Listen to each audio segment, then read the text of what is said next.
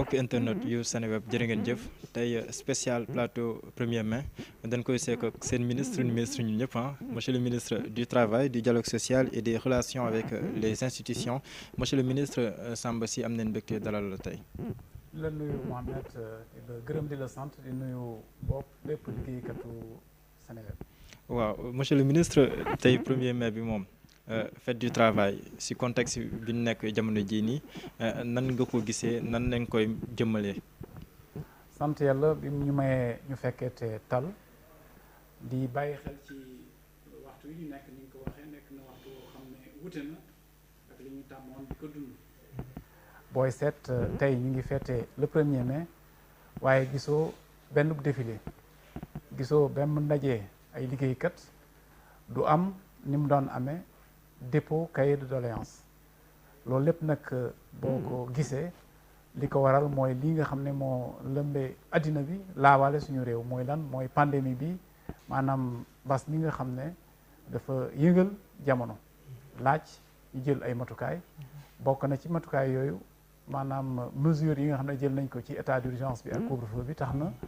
bépp ndaje maanaam dañ koy bàyyindi ba ñu jàll mbir mi te tam bàyyi xel ci ne effort bi nga xam ne ku nekk si ñun dina ko def mooy participer ci sauvegarde maanaam kiiraange ku nekk si ñun nekk na donc ni nga ko waxee waxtu woo xam ne waxtu wute la ak li ñu doon dund waaye nag nañu ko santé suñu borom xool liñ ci mën a jëlee loo xam ne lu ñuy amal njëriñ la. voilà am na ay dogal yu bëree bëri yoo xam te ni njiitu réew président Macky Sall jël na ko jaarale ko si makaan bi nga xam te ni moom la dénk jëm si wàllum liggéeykat yi ak yeneen yu ñu xeetoo waaye gannaaw bi ñu jëlee ay mesures laata loolu ñu si ñëw sax ndax xayma ngeen ñaata doomu aadama ñoo doon liggéey tey jii nii ñu am jafe-jafe seen liggéey ñaata kër liggéeykaay ñoo am jafe-jafe tey jii ba wax sax ñenn seen liggéeykat ñen toog seen kër wala boog yeneen yu ñu mel. waaw bu fekkente ne laawaale nañ ne mbas mi am day tënk dem bi ak dikk bi ndax feebar bi du doxal boppam il faut mu am waruwaayam mooy nit ñi ñooy dem di ko wasaare donc ñu ne il faut ñu wàññi dem bi ak dikk bi ñu ne lu mel ni jotante diggante gox ak gox boo xam ne nit a ko doon def dañ koy fànk ñu ne waxtu bi nga xam ne sax dañ ko doon génn dañ koy jéem a organiser mooy lan mooy léegi am na waxtu woo xam ne bu jotee déew bi dëkk bi dañ ne tekk ku nekk des sa kër loolu rek boo ko jëlee di nga xam ne wax dëgg yàlla il faut mu am jeexital si liggéey bi rax si dolli nag tënk boobu ak toog boobu yemul rek ci réew mi mais dañu ne réewoo réew sax dañu confiner maanaam réew yi mooy lan mooy avion dematul yu mel noonu dematul donc ku nekk da ngay des fi nga nekk waaw loolu bu amee xam nga da ngay xam ne waruwaay yi mel ni avion ak li mu doon laawaale yëpp day taxaw ñi nga xam ne ñoo doon voyagé ci avion yi nga xam ne bu ñu ñëwee ci dëkk boo xam ne dëkkuñu fa dañ doon wàcc ci ay kër yoo xam ne fa lañ leen doon dalal muy naan hôtel yooyu itam xam nga ne foog mu tënku si liggéey bi bu hôtel bi taxawee togg maanaam mbiru waañ yi nga xam ne da doon gunge hôtel foog mu taxaw booy seet am na ay secteur ni nga ko waxee yoo xam ne impact bi moom impact bu xaw a immédiat la waaye nag day am li ñu naan ci tubaab effet induit maanaam hôtel bu tënkoo njaay ak jënd na xaw a tënku ndax lan ndax li ñuy lekk dañ koy jënd dañ koy jëlee ay bërëb boobu bërëb bu mbay la bërëb bu napp la bërëb bu sàmm la loolu lépp nag bu tënkoo day am daal jeexital ci secteur yëpp ne nga ma nag ndax am nañu xayma ci lim yi nga xam ne liggéeykat yi nga xam ne yëf yi nañ lañ laal booy seet mën nañ ne ci hypothèse boo xam ne hypothèse xel dina ko indi liggéeykat yëpp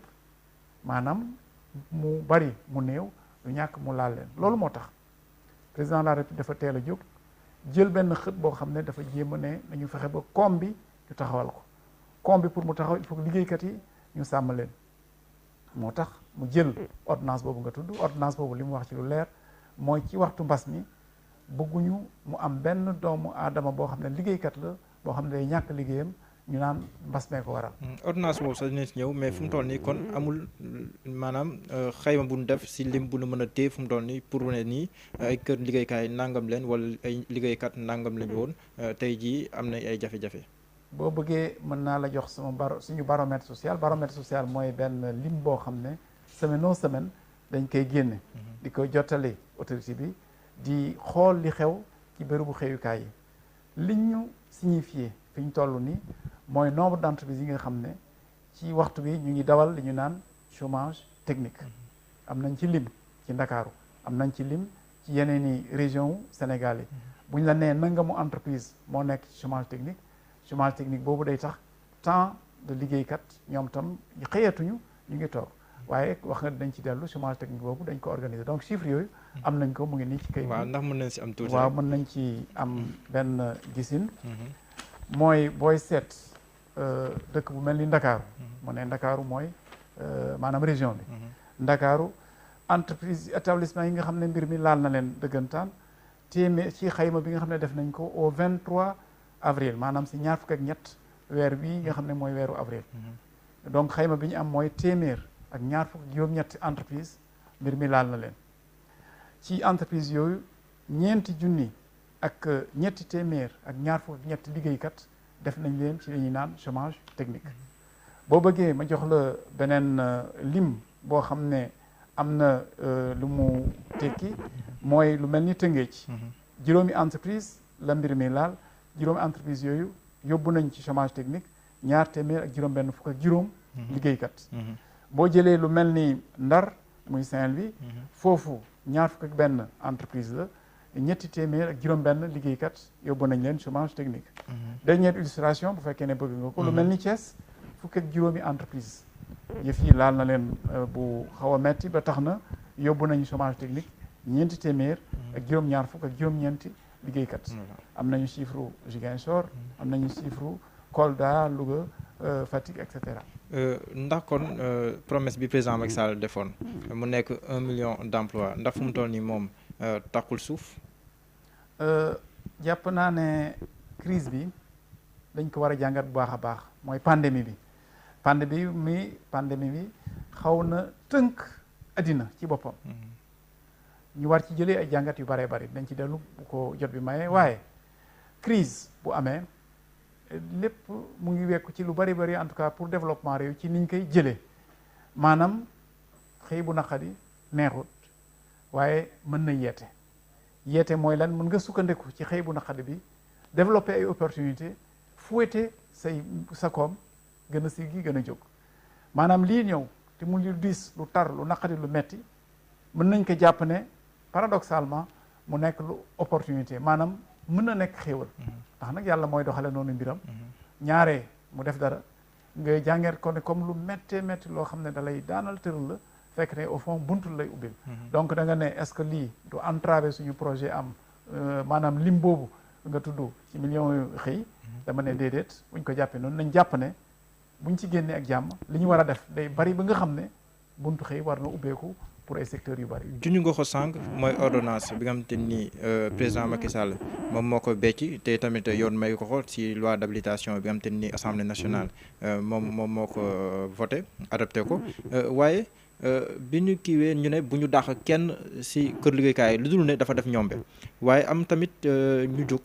Club des investisseurs man ma lire seen benn bataaxal ñuy wax ne que dina métti lool kër liggéeykaay yi sàmmonteeg bëgg-bëgg njiitu réew mi ci fànn boobu ndax diggante bi ngeen taxawalee ordonnance boobu le di ko wëyal ak tey jii am na ay jafe-jafe yoon ci kii ak tamit lan la leen kër liggéeykaay wax ci application wu kii ordonnance boobu. xam nga àddina ak jafe-jafe moo ànd defe naa ne pandémie bi dafa nekk loo xam ne dafa brutal dafa nekk loo xam ne dafa massif tentaculaire. gaaw loolu am na dëgg la donc boo nee méttiwul maanaam li ngay wax mën na waroo ak li am waaye nag méttit li métti ci ñaare doomu aadama la xëcc bu méttit ñëwee li ñu war a gën a bàyyi xel ci sama gisin mooy bàyyi xel si ñi gën a néew doole maanaam bu fekkee ne sa kër la yow ngay borom kër ga bu dara amee foofu lu xam ne lu ragalu la jàpp naa ne doo daw génn bàyyi fa sab soxna bàyyi fa say doom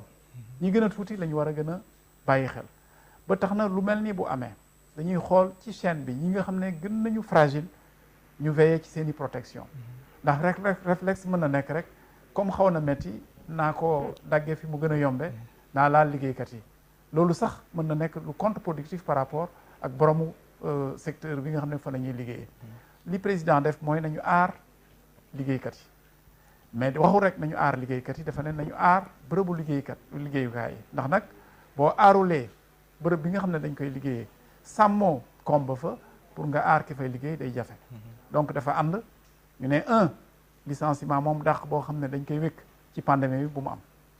waaye nag am nay mesures d'accompagnement yu am doole yoo xam ne jël nañ ko mu bokk ci plan de résilience économique et sociale bi nga xam ne président de la République teel na cee jóg ñu def ko bu ñu jàppandoo ñun ñëpp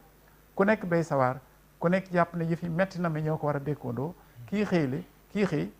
ak ñeneen ñun ñëpp mën nañ ci génn bu si yàlla àndee. ndax boobu ak léegi amul ay xibaar yoo leen jot ne que am na ñu dàq seen barab yi ñu doon liggéeyee ndax tawat gi. déet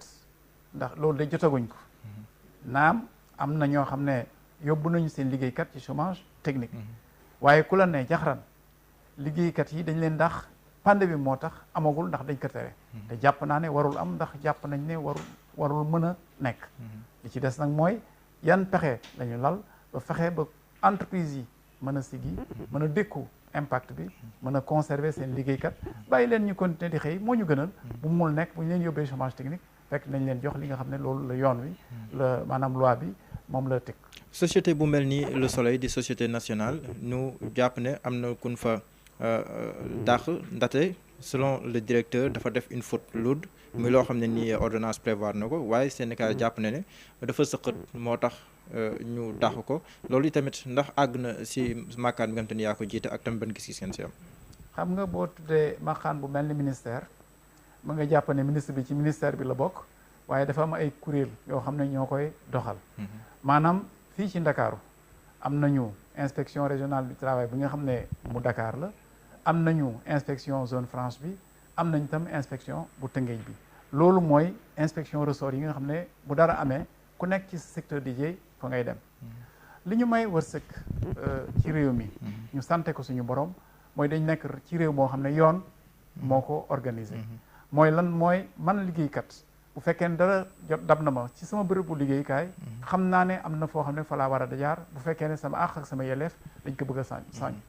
man liggéeykat bi employeur bi tam bu fekkee ne liggéeykat bi am na lu mu def ma bëgg def ci moom lenn loo xam ne ma jàpp ne yoon moo ma ko may am na loo xam ne yoon woowu def ma ci tënk ba tax na dossier boobu nga wax ñu ngi koy évoqué ci presse bi mais li ci am mooy en dernier ressort li yoon nangu rek dañuy appliqué du ñu may kii xëyle mu def lu ko neex parce que société mënul organiser wu noonu du ñu may kii xëy tam mu taxawee nu ko neexee ndax société mënul wéyee noonu léegi nag bépp mesure boo xam ne jël nañ ko ci y compris au niveau de l'inspection bu fekkente ne benn ci partie yi loolu dabul li nga xam ne yaakaar na la war a nekk am na ay voies de recours egg ba fi mu gën a kawee ci ministère bi waaye même au niveau du ministère bu fekkee li ñu def maanaam nekkul en adéquation avec gisinu benn partie bi kooku tam am na ay voies de recours ndax tribunaux yi ñu ngi fi nekkal ñëpp donc sur cette affaire là qui est pendante na la wóor ne incha allah benn ak benn wareef duñ ko ci fel beneen bërëb liggéeykaay pour ñu clore après dem si beneen sujet SATREC ñaari ñu fa doon liggéeyee tamit gannaaw bi nga jënd ordonnance ñu ñëwaat si barab bi doon liggéeyee fekk ne amoon nañ fa jafe-jafe yi tamit ñëw ñu tere leen dugg si makkaan bi tamit ndax jota ngeen si ak tam ban gis ngeen si am. ci dossier SATREC liñ ci jot agum maa ngi wax ak yow ci waxtu yi may wax ak yow nga xam ko mooy ne am na waxtaan bu fa dawoon entre ñiy liggéey ak ñi leen di xëyle waxtaan woowu dafa demoon ci ay fànn yoo xam ne dañ doon def li ñuy naan ci tubaab départ négocié maanaam liggéeykat yi nangu bàyyi liggéeyam fekk ne dafa waxtaan ak njaatigeem ba ñu koy fay nañuy waxtaan woowu amoon na ba am na benn premier groupe boo xam ne demoon na muy ay lim demoon nañu ci weeru janvier bi mbala lu ko jege am na beneen ñaareelu lim boo xam ne dem na ci weeru avril bi ñu nekk ci li ñu wax donc li ma fa déggagum en tout cas li ma jot ci ay rapport mooy départ négocié bi amoon entre kii xëyle ak ñiy xëy am na nag ci yeneen i médias yoo xam ne ay relais mais ñun duñu travailler sur la base nee nañu mbala wax nañu dañuy am ay rapports circonstanciés yoo xam ne dañuy may ñu woo parti yi laaj leen nu mu demee xool li fa xew def suñuy enquête rendre un verdict donc encore une fois bu fekkee ne liggéeykat bi fell nañu ci ay loo xam ne àqam la ak yelleefam xam na fi mu war a jaar ba jot ci ministère du travail ba ministère du travail dox fa li fa war bu fekkee tam employeur bi la tam bu fekkee ne bëgg na def yenn yi il faut que mu xam ne mënul wéyee noonu tant que jaarul ci instance de ji donc si dossier boobu fii daal la suñu niveau d'information ci hiérarchie bi tolloogum lu ci bees tam incha allah liñ ci war a def nañ ko ci def. ñaari weer gannaaw bi mbas bi duggee fii nii ci Sénégal ndax kër liggéeykaay yi ak liggéeykat yi ñu ngi dékku bu baax a baax mbas mi yan jeexital la am ci secteur bi nga yor. laaj bi il faut que ñu dégg ko ban jeexital la am ci secteur travail kenn réerewul mbir ni ci lu mel ni administration par exemple maanaam waxtu wi nga xam ne diir bi ñu waroon liggéey wàññi nañ ko mooy lan xëyatuñu 8 heures wàccatuñu tam ci waxtu ndax dañuy wàcc maanaam 3 heures la ñuy wàcc booy seet donc waxtu maanaam semaine bi au lieu mu nekk ñeent fukki waxtu daanaka am na waxtu yu bari yoo xam ne tam dañ nañu ko ci moo ñu contracté boobu nekk loolu bu nekkee 30 heures de travail là foo xam ne 40 heures la waroon nekk da ngay xool xam nga ne am na lu wàññeeku foofu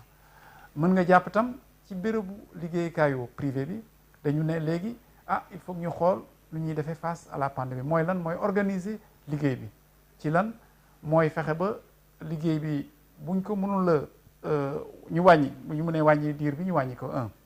mbaa boog ñu jéem a def li ñu naan travail par roulement maanaam nga xëy ma gont joxante lenge yi mbaa boog ñi nga xam ne dañ doon liggéey war a jël congé yi seen congé jotagul ñu xëcc congé yi pour ñu mën leen a bàyyi ci waxtu wi ñu dem loolu lépp waxtaan nañ ci n'est-ce pas mbala sax ñu jéem a def yenn fànnu liggéey yoo xam ne waa ji day toog këram maanaam du ñëw ci bërëbu liggéeyukaay ba waaye muy liggéey ci këram li nga xam ne da ko doon liggéey ci bërëbu liggéeyukaay bërëb bu mel ni seen bërëb bi xam naa ne du ñàkk lu leen ci xaw a dawal loolu lépp nag est-ce que du am lu mu laal ci wàllu liggéey bi kay du ñàkk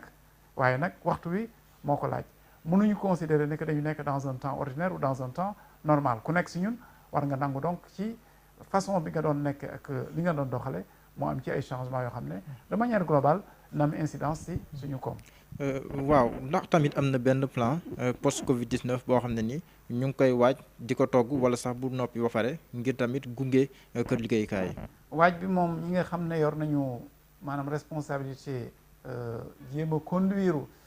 conduire destin national bi ñu ngi ci tout le temps di réfléchir fi ñu nekk ni pour xool li nga xam ne mooy la ñuy yaakaarloo mooy fexe ba tënk maanaam mbas mi fexe ba génn ci à moindre frais ci loolu la ñuy liggéey plan de résilience bi am ni plan boo xam ne buy jéem a non seulement suqali askan wi mais jéem a fexe ba koom bi bañ a daanu wala boog mu bañ a daanu trop loolu lépp ñu ngi ciy liggéey waaye mesures yi nga xam ne yaa ngi koy jël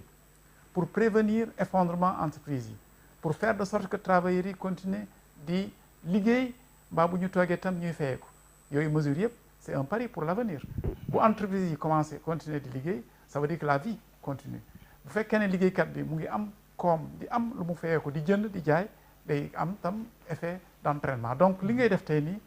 en soi déjà nekk na loo xam ne day tax ba suba nga sigi génn ci li am du ñàkk nag incha allah buñ ci tolloo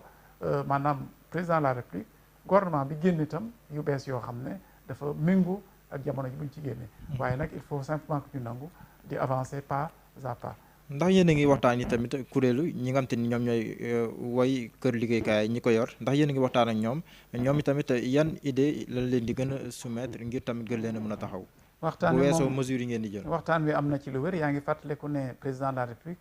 jël na lu mot 2 ba 3 fan tegle jàpp naa ne bariwul segment national bi nga xam ne ñoo wuyu si ko si ñooñu nga xam ne mu ngi leen doon dalal waxtaan ak ñoom ci li ñuy dund bokk na ci kuréelu liggéeykat yi bokk na ci itam kuréelu ñi nga xam ne ñooy xëyle li ci am solo mooy biñ ci génnee am nañu sentiment d'adhésion nationale autour du plan du président de la république pour fexe ba fënku maanaam pandémie bi fexe ba ñu génn ci maanaam adhésion ci plan de résilience boobu am na ko waxtaan woowu nag mu ngi continuer il va de soi que bi ñu génnee ordonnance bi am nañu ay réaction kuréelu liggéeykat yi am nañu ay réaction kuréelu patronat bi réaction yooyu sax booy xool am na une évolution am na benn kuréel boo tudd sànq si suñuy waxtaan mais booy xool booy jàngat yéen a koy génne sax seen bërëbu taskaaru xabaar di nga xam ne liñ doon wax démb ak barke démb bu mesures yi continuer di génn du sueskedo am na évolution boo xam ne lu positif la dafa nekk waxtu woo xam ne waxtu particulier bu laaj je ne dis pas simplement une communion nationale mais bu laaj littéralement une fusion nationale si on veut s'en sortir vraiment de la manière la plus favorable qui soit. ñaari téeméeri milliards bi ñu teg fas ko yéene lebal yenn si ay kër liggéeykaay yoo xam ne dañuy am jafe-jafe wala boog ñuy ñàkk lu war a tolloo 33% de leur chiffre d'affaires loolu ni muy demee nan lañ koy séddalee si wala boog nan la si kër liggéeykaay mën a jotee. waaw du booy seet plan bi du sax ñaari téeméeri milliards yooyu yëpp plan bi am na ay remises fiscales yu am solo am na ay différés de paiement de taxes et d'impôts am na yu bëree bëri yoo xam ne jël nañ ko boole ko bokk na ci nag ñaar téeméeri milliards yooyu naka la koy entreprise bi fexe ba jot si ne entreprise bi booy jàng am na benn xët boo xam ne ordonnance la moom tam proposition bi mu ngi jógee ci sama collègue ministre des finances et du budget li mu fësal mooy entreprise bi nga xam ne bëgg na jot ci gunge bi nga xam ne nguur gi mu ngi koy gunge ci wàllu koom bi pour mu gën a taxaw am na yoo xam ne ay engagement la dañ koy jël engagement yi mooy li ordonnance bi njëkk président de la République jël nga respecté ko ba mot mooy da ngay ne man mii entreprise bi kat jàpp naa ne du ma dàq sama liggéeykat pour pandémie bi même bu fekkee dama leen di yóbbu chômage technique juróom-ñaar fukk si téeméer bu nekk boo xam ne dañ ko doon jot dinaa fexe ba ñu jot ko engagement boobu dañ koy siif ci kayit boo xam ne yaa ngi koy jëlee ci ministère de l'économie et des finances boobu mais dañ ko war a jaarale ci kuréelu inspection du travail yi nga xam ne ñoom tam ñu attesté ne li nga engagement boobu mu fës mu nekk un engagement dirimant sur la base duquel maintenant gunge bi mën na am de manière plus globale monsieur le président de la République li ko yitteel mooy fexe ba koomu réew mi taxaw koomu réew mi pour mu taxaw il faut que entreprise yi bañ a suux donc képp koo xam ne mën na la dimbale il va de soi que ci moyens yi ñu am dañ ci tibb pour jéem la jàppale. voilà mais dafa am léegi nii benn laaj bu ñëw sama xel si ñi nga xam te ni mënuñu leen daax ñu koy jaarale peut-être inspection du travail mais damay xalaat le secteur informel di xalaat ñi nga xam te ne tamit ñu ngi dans le secteur formel mais ils sont informels ndaxte amul benn kayit boo xam ne tamit moo dox seen digg ak fi ñuy liggéeyee ndax ñaar ñooñu mën na leen boole secteur informel bi ak ki nga xam te ni il est dans le secteur formel mais il est informel ndax ñaar ñooñu tamit am na taxawaay boo leen taxaw ngir sóoraale leen si mbas mi nga xam te ni ñoom ñu ngi koy dund. Je dois avouer que être dans le secteur formel mais être informel. non maa ko waxee noonu rek c'est un cas de figure assez intéressant bon. maa ko waxee noonu rek mais c'est pour dire que ñoo xam ne ñu ngi si barab yi nga xam ne xam nañ leen inspection du travail xam na leen mais amul dara leen doxal seen digganteeg entreprise maanaam amuñu kayit amuñu dara. maa ngi doon wax si njëlbeen ne waxtu wi ñu nekk na waxtu xaw a metti waaye waxtu woo xam ne war nañ ci jëlee ay njàngat yoo xam ne dafa ñuy may ñu gën a seex yi ay jéego maanaam ñu avancé xam nga ne am nay at léegi ñu ngi commencé naan laaj na jamono ji ñu nekk ñu fexe ba suñu économie ñu formaliser ko mooy lan mooy li ñu naan informel ñu fexe ba ñu formaliser ko xam nga ci biir informel bi am na sax li ñuy naan ay benn entreprise boo xam ne en fait dafay réduire ci boroom mooy man damay dawal ci informel bi mais man maay sama propre employeur bu fekkee ne mënees na ko waxee noonu boo déggee ñu naan formalisation mooy lan mooy li ñuy woowee cotisation sociale nañ ko def ba mu mot bu ñuy wax formalisation mooy lan mooy li ñuy naan cotisation yi nga xam ne war nga ko def pour maanaam sécurité sociale ñu def ko mooy lan mooy ñu fexe ba ñu jàpp ne ëllëg du añ du reer waa ne jar naa sédd yow mii di ndaw tey di liggéey macha allah jàppal ne bés dina ñëw bu la yàlla mayee nga gudd fan li nga mënoon tey doo ko mën boo ko mënoon sax dafa laaj nga noppalu ñu naan da nga dugg retraite boobu foog ñu waajal ko même bu fekkee ne yow ci informel bi nga nekk di nga jàpp ne li nga mënoon n'est-ce pas mënatoo ko wala boog laaj na léegi nga noppalu liggéey nga fanweeri at liggéey nga ñeent fukki at mënatoo continuer di wéy ni nga doon wéy waaj boobu mooy lan mooy fexe ba di teg dara loo xam ne suba diñ ci mën a jot te doo sonn mbaa boog booy liggéeykat jàppal ne ndog moom du jaas mënees na feebar mënees na am ay imprévu yu mel noonu donc bu fekkee ne waajaloo ko day am problème ba tax na formalisation bi war nañ ci jublu bu baax a baax donc de manière globale waxtu bi war nañ ci jàng ne effort bi ñuy def un effort national pour formaliser notre économie war nañ ci gën a avancer léegi nag li nga laaj ci wàllu wee mooy benn entreprise boo xam ne dafa formel ba pare def yu informel dafa mel ni boo ko déggee mooy kenn koo xam ne peut-être deful li ko war yëpp en tant que njaati gi defal ko ñi nga xam ne moom lay xéele loolu yoon da koo daax nañu jàng en tant que sénégalais dawal yoon woowu daf may aar la aar ki ci des xoolal léegi di ma ne du benn mais mënees na ko dégg ñi nga xam ne dañu ne tere nañu yenn déplacement yi ñuy fexe pourtant di jaar ci ay voies de travers di def li ñu leen tere xoolal li muy indi comme incidence ak comme conséquence waxuma li ñuy lor seen bopp lor seen njaboot mais li ñuy laawale yëpp donc yoon dañ ko war a jàng topp ba mu mot